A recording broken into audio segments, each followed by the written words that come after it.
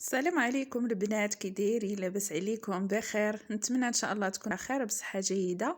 اليوم بنشارك معكم هاد الطويجين كيجي رائع ولذيذ. تبعوا معايا المراحل. هنا كنضيف هاد اللحيمات اللي عندي وكنضيف شويه ديال الزيت،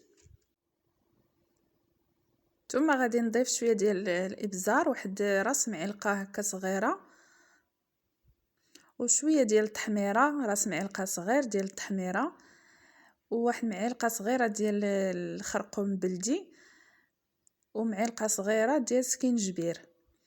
نتوما غادي تحكموا في الكميه. الا عندكم دجاج كتير راه غادي تضاعفوا الكميه. هنا غادي ندير واحد نصف بصله، عندي بصله كبيره وقسمتها على جوج. صافي غادي نشعل على الطويجين ديالي، وهنايا درت واحد الحفينه هكا ديال الزيتون، وواحد طريف ديال الحامض مصير، وشويه ديال الربيع،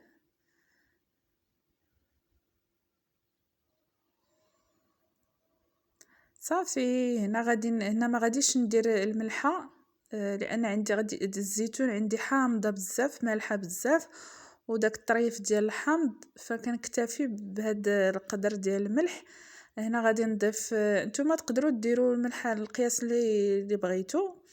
هنا غادي نضيف الثومه، وغادي نشرمل هاد الطويجين هذا بيدياتي حتى كيدخلوا معاه هادوك يعني دوك العطريه، حتى كيتشرب لينا ديك العطريه.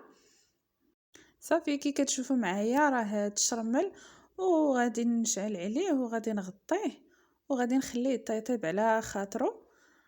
هنا غادي تشوفوا معايا المرحله الثانيه. هنا راه تقلى وبدا كيتعسل. المهم غادي ندير ليه البصله وغادي ندير ليه الزبيب. نتوما تقدروا تخضروه باي حاجه، المهم هاد الطريقه راه كتجي زوينه وكيجي كمدغمر. صافي غادي ندير هاد البصيله اللي عندي وندير الزبيب وصافي، وغادي نغطي عليه وغادي نخليه ونقص ليه البوطه ونخليه على خاطرو حتى كيطيب مزيان وكيدغمر ليه مزيان. صافي وكنطفي عليه.